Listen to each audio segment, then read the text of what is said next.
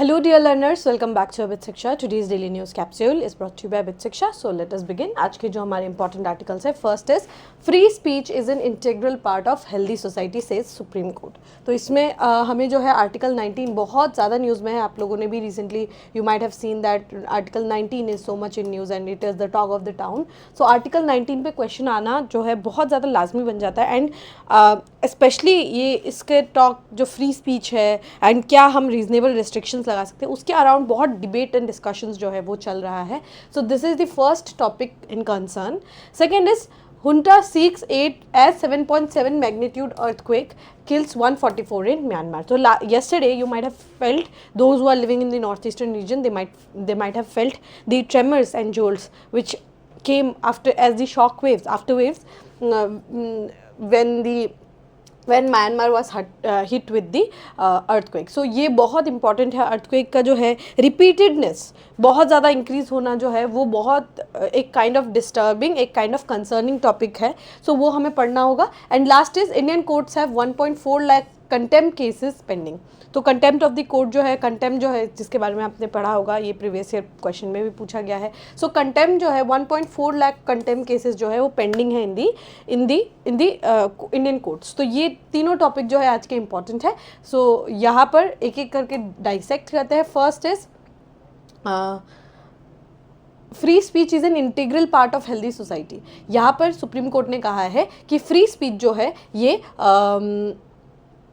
एक integral part है हमारे सोसाइटी का, ताकि सोसाइटी फंक्शन करे. Everybody has the right of free speech. ठीक है, हमारे हेल्दी सोसाइटी के लिए एक फ्री स्पीच प्रोवाइड करना इट्स रियली इंपॉर्टेंट. ठीक है, तो यहाँ अगर हम देखें, the supreme court on Friday said that fundamental right to free speech through poetry, theatre, stand-up comedy and satire must be cherished, even as it is quashed as a criminal case accusing Congressman MP Imran Pratap Ghadi of inciting discord through his poem Suffering Injustice with Love. तो यहाँ पर क्या है कि जो इमरान प्रताप गढ़ी है उन्होंने एक पोम जो है वो लिखा था Suffering Injustice with Love. तो उन्होंने क्या नहीं सॉरी, यहाँ पर जो है एक किसी एक राइटर ने जो है इमरान प्रताप गढ़ी के खिलाफ जो है एक पोम जो है वो लिखा था. पोम का नाम है suffering injustice with love. The judgement was based on appeal filed by mister Pratap Gadhi against the registration of a criminal case by Gujarat police under section 196 of Bharatiya Nyaya संहिता. तो उसके बाद जो है केस जो है वो under section 196 of Bharatiya Nyaya संहिता के तहत जो है ये केस जो है ये डाला गया.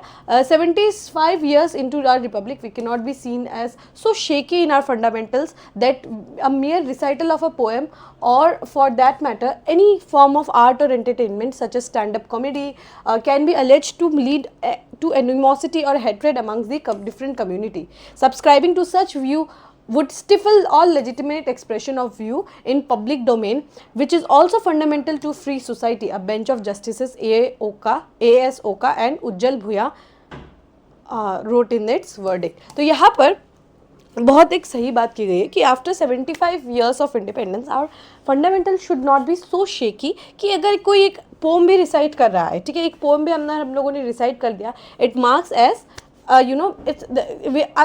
Have we become so sensitive to these things कि एक पोम रिसाइट करने से जो है आप किसी के ऊपर केस कर रहे हैं और जो है आप केस लगा रहे हैं. So we should not be so insensitive because stand up comedy हो, सटायर हो या फिर कुछ भी अगर आपको पोम लिखना, थिएटर करना है, इट शुड बी चेरिश्ड. ठीक है, ये हमारे आर्ट जो हमारा जो क्रिएटिव साइड है उसको आगे लिबर्टी देता है. बट एक चीज़ आपको ध्यान रखना होगा, क्रिएटिव लिबर्टी के आड़ में आके हम कुछ भी ऐसा नहीं कर सकते जो कि जनरली बहुत इंसेंसिटिव हो. First things first, and secondly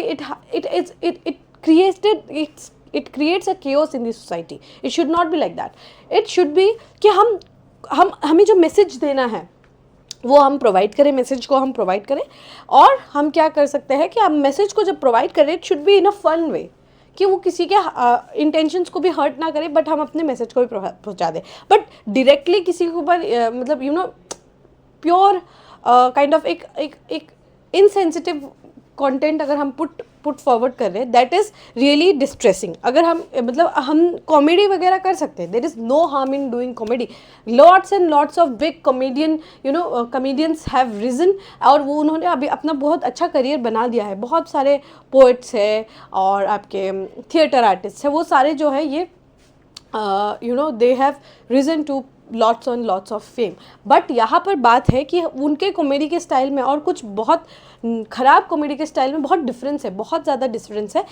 इसको हम क्रिएटिविटी तो नहीं कह सकते, डायरेक्ट इंसल्ट्स कह सकते हैं. ठीक है, तो यहाँ पर ये याद रखिएगा कि फ्री स्पीच तो है बट लेजिटिमेट एक्सप्रेशन होना चाहिए. आप देखिए वर्ड्स को ध्यान दीजिए, एक्शंस शुड बी लेजिटिमेट्स. जो एक्सप्रेशंस जो है वो लेजिटिमेट होना होगा. ठीक है, ऐसे ही नहीं कि आप उठ के कुछ भी ऐसे ही बोल रहे हैं and there is no spine to it. Justice Bhuyan explain to Solicitor General Tushar Mehta that the reasonable restriction on free speech must remain reasonable. आप जो reasonable restriction लगा रहे हैं वो भी reasonable होना चाहिए. Restrictions cannot be harmful or oppressive. Restrictions cannot overshadow fundamental right to free speech. Justice Bhuya said pointedly. यहाँ पर जो बोलना चाहते हैं वो आपको होपफुली समझ में आ रहा होगा. The top court said free speech was an integral part of healthy and civilized society. A person's view cannot be silenced merely because the majority does not like the sound of them. Obviously, किसी का अगर आप वो नहीं कर सकते, आप voice नहीं दबा सकते just because कि उनको just because he don't like the things that the other person has said. ठीक है, the law enforcement authorities and court must employ the standards of reasonable, strong-minded, firm and courageous minds and not weak and vacillating ones who scent danger in every hostile point of view before initiating criminal action against freedom of expression. I would say this is really it sums up really beautifully. It has summed up कि यहाँ पर कि law enforcement जो है ये authority को ना अपना जो है एक जो माइंडसेट है उसको थोड़ा स्ट्रॉन्ग करना होगा, स्टैंडर्ड सेट करना होगा कि क्या रीजनेबल रेस्ट्रिक्शन है, और इतना करेजियस रहना होगा कि और इतना करेजियस होना होगा कि वो वैसिलेट ना करे, वो मूव ना करे अगर किसी का पॉइंट ऑफ व्यू शेयर कर रहे हैं. ठीक है, किन्हीं लोगों का जो है ईगो या फिर आप कह सकते हैं उनका एरोगेंस इतना छोटा होता है कि उनका कुछ एक बात बोल देने से ही वो फील करते हैं कि दे हैव बीन हर्ट. लेकिन वो यहाँ पर फ्रीडम ऑफ एक्सप्रेशन पे ये होना चाहिए कि you should be firm enough. आपके जो स्ट्रॉन्ग मोरल्स है वो इतने स्ट्रॉन्ग होने चाहिए कि अगर कोई कुछ आकर कह भी रहा है आपको, it should not bother you that much. ठीक है, सो कोई भी क्रिमिनल एक्शन इनिशिएट करने से पहले हमें ये मेक श्योर करना होगा कि कोई भी एक छोटा बड़ा बात पे हमें डेंजर नहीं महसूस करना चाहिए. कौन छोटे से बात पे डेंजर कौन फील करता है? Those who are insecure, right. So we have to be very secure और बहुत हमारे जो मॉरल्स है उनको बहुत स्ट्रांग होना होगा. ऐसा सुप्रीम कोर्ट ने कहा है. जो लॉ इन्फोर्समेंट अथॉरिटीज जैसे सबऑर्डिनेट कोर्ट्स हो गए, then we have the higher courts, और जो इन्फोर्समेंट एजेंसीज है लाइक पुलिस, ठीक है, ये सब को भी काफ़ी स्ट्रांग होना होगा. आर्टिकल 19 जो है ये 6 फ्रीडम्स 19(1) जो है ये 6 फ्रीडम्स को एश्योर करता है. First is 19(1)(a) freedom of speech and expression, जिसकी बात अभी हम कर रहे थे. 19(a)(1)(b) है जो है to freedom to assemble peacefully without arms. 19(1)(c) क्या है? Form associations and association, union or cooperatives. 4 is right to move freely throughout the country. Right to 1(e) है, it is to reside and settle in any part of India. और 19(g) है freedom to practice and profess or to carry out any occupation or trade or business. ठीक है, ये हमारे E और G है. E के बाद G आता है. ठीक है, because F was removed. Clear? So ये 6 हमारे क्या है? गारंटीज़ है जो हमें फंडामेंटल राइट्स के आर्टिकल 19 के द्वारा दिया जाता है. लेकिन 19(2) क्या बोलता है? ये 19(1) है. Okay, this is 19(1). 19(2) क्या कहता है? कि हम रीजनेबल रेस्ट्रिक्शंस लगा सकते हैं. उस रीजनेबल रेस्ट्रिक्शंस का ग्राउंड क्या है? Security of state, friendly relation with foreign states, public order, decency and morality, contempt of court, defamation, incitement to offence, integrity and sovereignty of India. ये सारे रीजनेबल रेस्ट्रिक्शन है और इसी में आज का थर्ड न्यूज़ भी छुपा हुआ है. सी कंटेम्प्ट ऑफ कोर्ट. तो आप देख रहे हैं कि आर्टिकल 19 कंटेम्प्ट ऑफ कोर्ट सब एक दूसरे से एसोसिएटेड है. ठीक है, हर चीज़, हर फंडामेंटल राइट अगर आप देखें ना तो कहीं ना कहीं किसी ना किसी और फंडामेंटल राइट से डायरेक्टली कनेक्टेड रहता है. ठीक है, so you have to make sure that you are studying it thoroughly, and we can move to the next news. The next news is junta seeks aid as 7.7 magnitude earthquake kills 144 in Myanmar. तो कल जो है कल काफ़ी बड़ा earthquake जो है ये आया था in Myanmar, and उसके कारण जो है ऑलमोस्ट 144 लोग जो है उनके डेथ हो गया है, ठीक है। तो उन्होंने जो है बहुत सारी कंट्रीज से जो है एड भी मांगा है, and of course China has given India will give the aid. A powerful earthquake rocked Myanmar and neighbouring Thailand on Friday, destroying buildings, a bridge and a dam को भी डिस्ट्रॉय कर दिया। तो जो रेकरेंस है आपके अर्थक्वेक का ये बहुत ज़्यादा है, ठीक है। So make sure that you are when you are going through the class 11 का physicals fundamentals of physical geography का चैप्टर नंबर 3, एंड उसमें जब आप अर्थक्वेक पोर्शन पढ़ेंगे ना, प्लीज़ आई एम होपिंग कि इस साल बहुत सारे question you can expect, at least one question you can expect from that. And 2023 के UPSC CSE में भी पूछा गया था। So you make sure that P waves, S waves and within S wave, love waves, release waves, everything you are going through very thoroughly and very diligently, because ये पूछा जाने का बहुत हाई चांसेस है, ठीक है। सो म्यांमार में जो है काफ़ी सारा जो है हार्ड हिट हुआ है, वहाँ के कैपिटल सिटीज़ में जो है बहुत सारे लोगों का जो है वो जान भी गया है। Where a high rise under construction जो है थाई कैपिटल में, ठीक है, थाईलैंड के कैपिटल में जो है वहाँ के कैपिटल है वहाँ पर जो एक बड़ा सा हाई राइज बिल्डिंग है वो गिर के एकदम चकनाचूर हो गया, एकदम कोलैप्स कर गया। 7.7 magnitude quake with an epicentre near Mandalay, Myanmar second largest city, struck at midday and was followed by strong 6.4 magnitude का आफ्टर शॉक। तो आप समझ रहे कि जो बड़ा जो अर्थक्वेक आया था वो 7.7 का था। It's very very dangerous. Okay, 7.7 मतलब आप समझ रहे कि मतलब 6 से ऊपर भी मतलब डिस्ट्रक्शन जो है वो क्रिएट हो जाता है। जैसे सोनितपुर में 6.4 का मैग्नीट्यूड का आया था और वहाँ पे जो है धरती फट गया था बीच से, ठीक है। लेकिन ये क्या है 7.7 का आया, उसके बाद एक आफ्टर वेव आया जो कि 6.4 मैग्नीट्यूड का था। इट वॉज रियली बिग, ठीक है। The full extent of death, injury and destruction was not immediately clear, particularly in Myanmar, one of the world's poorest country, ठीक है। म्यांमार में जो है ये हमें समझ नहीं आया था कि एग्जैक्टली कैसे हुआ। It is embroiled in civil war and information is tightly controlled. Obviously आपको पता होगा म्यांमार में जो है वहाँ पे मिलिट्री रूल है और उसके कारण जो है वहाँ का जो इन्फॉर्मेशन है वो बहुत टाइट है, and we are not very sure कि वहाँ कितने लोग मरे। एक आइडिया से है कि 150 से 200 लोगों के आसपास जो है उन लोगों की जान गई होगी, ठीक है। So it is important. But हम देखते हैं कि हमारे अर्थक्वेक मिटिगेशन स्ट्रैटेजीज़ क्या क्या है। सबसे पहला है कि हम बिल्डिंग कोड्स बनाएं, ठीक है। हम सबसे पहला है कि हम बिल्डिंग कोड्स बनाएं, जो अर्थक्वेक रेजिस्टेंट बिल्डिंग कोड्स है ये हम बनाएं। वैसे हम इन्फोर्स तो नहीं कर सकते बिकॉज ये स्टेट गवर्नमेंट के ऊपर रहता है, पर हम एक मॉडल कोड ऑफ कंडक्ट जो है ये बना सकते हैं और वो हमारे स्टेट गवर्नमेंट जो है उसको इम्प्लीमेंट कर सकते हैं, ठीक है। और बिल्डिंग्स कोड जो है ये इम्प्लीमेंट करना बहुत इंपॉर्टेंट है। अर्थक्वेक रेजिस्टेंट बिल्डिंग जो है ये हमें बनाना काफ़ी इंपॉर्टेंट रहता है। सेकेंड क्या है, लैंड यूज़ प्लानिंग। हमारा जो है land use planning can help to reduce the earthquake damage by locating buildings and other structures in area that are less likely to be affected by earthquake. हम जो है ऐसी जगह पे प्लान करें जहाँ पर अर्थक्वेक जो है वो कम आए, लेस लाइकली हो। पब्लिक अवेयरनेस होना चाहिए कि पब्लिक एजुकेशन जो है वो राइज करना चाहिए जहाँ पर अर्थक्वेक है, और लोगों को हमें समझाना चाहिए कि अपने आप को कैसे प्रोटेक्ट करें during the times of earthquake. हमें डिजास्टर का प्रिपेयर्डनेस रखना होगा। हमें जो है better preparation of earthquake by developing emergency plans and stocking up on supplies obviously. और इसमें जो है डिस्ट्रिक्ट डिजास्टर अथॉरिटी जो है वो बहुत इंपॉर्टेंट रोल प्ले करेंगे पब्लिक अवेयरनेस जो है वो जनरेट करने के लिए। और assessment of high risk cities, जो भी शहर है जो ज़्यादा हाईली रिस्क है, for example in north east cities seismic zone part 5, तो पार्ट 5 होने के कारण जो है यहाँ पर सबसे ज़्यादा अर्थक्वेक आने का चांसेस है। तो हमें असेसमेंट करना होगा उन सिटीज़ में भी, उन स्टेट्स में भी उन सिटीज़ को असेसमेंट करना होगा जो ज़्यादा रिस्क है, जो ज़्यादा वल्नरेबल है कि यहाँ पर अर्थक्वेक जो है ये आ सकता है। तो असेसमेंट करना हमारे लिए काफ़ी इंपॉर्टेंट जो है ये रोल प्ले करेगा। क्लियर हुआ? So these are the mitigation strategies जो हम अपना सकते हैं। Am I making sense to you guys?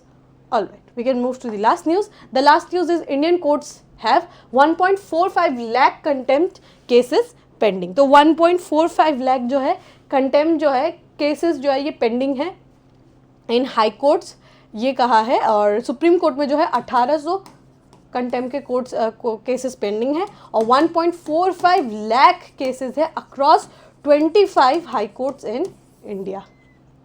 ठीक है। तो ये डेटा जो है लॉ मिनिस्टर अर्जुन राम मेघवाल जी ने जो है ये डेटा को पब्लिश किया और उन्होंने रिटन रिप्लाई में टू दी पार्लियामेंट उन्होंने ये कहा more than 1800 contempt cases are pending in the supreme court while other 1.43 lakh cases are pending in high court.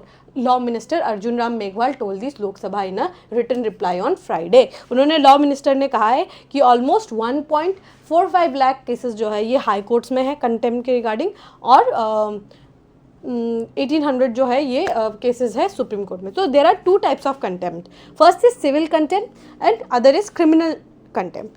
अगर सिविल कंटेम्प्ट क्या है, आपने विलफुल डिसओबीडियंस किया है, ठीक है, उसको हम कहते हैं सिविल कंटेम्प्ट। और अगर आपने स्कैंडलाइज करने की कोशिश की है अगर आपने हाई कोर्ट या फिर सुप्रीम कोर्ट का, that creates to criminal contempt, ठीक है। As per the data shared by top court, 1852 contempt cases are pending in Supreme Court as of March 20, the minister said. तो वहाँ पर क्या है 1852 जो है contempt cases in Supreme Court it is pending, citing information available in the National Judicial Data Grid NJDG. The minister said that 1,43,573 contempt cases were pending in High Court as of March 24. तो मार्च 24 में जो है अगर आप देखें 1,43,573 cases जो है ये पेंडिंग है आपके कंटेम्प्ट ऑफ कोर्ट के। The reasons for non compliance with the orders in contempt cases pending before supreme court and various high courts are not available with the government, mister Meghwal से। कि non compliance क्यों चल रहा है ये हमें judiciary ने हमें नहीं बताया है, it is just continuously growing और उनको आइडिया नहीं है कि क्यों इतना नॉन कंप्लायंस जो है ये हो रहा है, ऐसा उन्होंने कहा है, ठीक है। Contempt of court seeks to protect judicial institutions from motivated attacks and unwarranted criticism as a legal mechanism to punish those who lower its authority. Contempt क्या है कि मैंने जैसे बताया कि आप जुडिशियल जो इंस्टीट्यूशन अगर आप उसका सैंक्टिटी मेंटेन नहीं करते हैं या फिर आप जो है उस इंस्टीट्यूट पे मोटिवेटेड कुछ अटैक्स कर रहे हैं, नॉट जस्ट अटैक्स बट आप रिटन अटैक कर रहे हैं, आपने न्यूज़पेपर में कुछ छाप दिया उस टाइप का, एंड अगर आप उसके अथॉरिटी को लोअर करना चाहेंगे तो आपके खिलाफ कंटेम्प्ट का केस जो है ये चल सकता है। When the constitution was adopted, contempt of court was made one of the restriction of freedom of speech and expression under article 19(2) अभी जो हमने डिस्कस किया, राइट, वो उसको हमने क्या है रेस्ट्रिक्शन के रूप में हमने लगाया है under article 19(2) of the constitution of India. Separately article 129 of the constitution conferred on the supreme court the power to punish contempt of itself, ठीक है। 129 जो है आर्टिकल सुप्रीम कोर्ट को ये एम्पावर करता है कि आप जो है कंटेम्प्ट को लेकर जो है पनिशमेंट दे सकते हैं। सिमिलरली हाई कोर्ट्स के लिए आर्टिकल 215 है। तो ये दोनों आर्टिकल्स के तहत प्लस 19(2) के तहत जो है याद रखिएगा 129 एंड 215 ये दो आर्टिकल्स है जो एम्पावर करते हैं कि पनिशमेंट दिया जाए for contempt of court in supreme court and high courts, ठीक है, सबऑर्डिनेट कोर्ट्स में नहीं है, only in supreme court and high courts, clear. The contempt of court act 1971 में आया, ये आपको याद होगा, एक प्रीवियस क्वेश्चन भी है, give statutory backing to the idea. तो 1971 में ये एक्ट को भी ले गया जो कि एक स्टैट्यूटरी बैकिंग देता है। तो मैंने आपको जैसे समझाया था there are two types of contempt, one is civil contempt. Civil contempt क्या है कि आपने एकदम कोई जजमेंट किया है, उसमें कोई जजमेंट दिया गया है, उसमें अगर आपने विलफुल डिसओबीडियंस किया, डिक्री, डायरेक्शन या फिर ऑर्डर, कोई रिट भी इशू हुआ है, उसके प्रोसेस में अगर आप लोगों ने आप लोग में से किसी ने अगर विलफुल ब्रीच किया है तो उसको सिविल कंटेम्प्ट जो है ये लगाया जा सकता है। क्रिमिनल कंटेम्प्ट क्या है, any matter or doing of any other act which scandalises, ये मैंने बोला था आपको एक word, and or lowers the authority of any court or interferes with due course of any judicial proceeding or obstruct the administration of justice in any manner, clear. तो ये क्या है, civil court and contempt, civil contempt and criminal contempt के रूप में देखा जाएगा। Bardakanta Mishra versus registrar of Odisha high court 1973 में एक केस हुआ था। इसमें क्या बोला गया था कि सुप्रीम कोर्ट ने बोला है कि जो power to punish for the contempt of court is a necessary power to maintain rule of law and preserve the dignity of authority of the court. Court के अथॉरिटी और डिग्निटी को maintain करने के लिए ये काफ़ी इंपॉर्टेंट है कि हम जो है कंटेम्प्ट ऑफ कोर्ट को इम्प्लाई कर सकें। Recent and the most important cases Prashant Bhushan and other जो 2020 में केस हुआ था, इसमें सुप्रीम कोर्ट ने क्या बोला कि tweets could have undermined, Prashant Bhushan ji ने जो है कुछ ट्वीट्स किए होंगे, तो उसमें क्या बोला गया कि tweets could have undermined the dignity and authority of the supreme court in general and the chief justice of India's office as particular. The court held that Prashant Bhushan is guilty of criminal contempt. तो वो ये काफ़ी recent है, 2020 का judgement है कि criminal contempt जो है ये इट्स वेरी लीगल एंड अगर आप ट्वीट भी करते हैं तो ये अंडरमाइन कर सकता है चीफ जस्टिस ऑफ इंडिया के ऑफिस का, which is the highest court of appeal. ठीक है, तो इसीलिए उनके ऊपर क्रिमिनल कंटेम्प्ट जो है ये केस चलाया गया. So this is the status of contempt of court and ये आपको याद रखना होगा. और यहाँ पर जो है इम्पॉर्टेंट है आपके लिए सिविल कंटेम्प्ट और क्रिमिनल कंटेम्प्ट के बारे में डिफरेंस समझना और अंडरस्टैंड करना. Clear? Alright, with this we have come to end of today's daily news discussion. If you have liked this discussion, don't forget to give a like and write down in the comment section. We will meet in the next discussion. Till then, take care and thank you.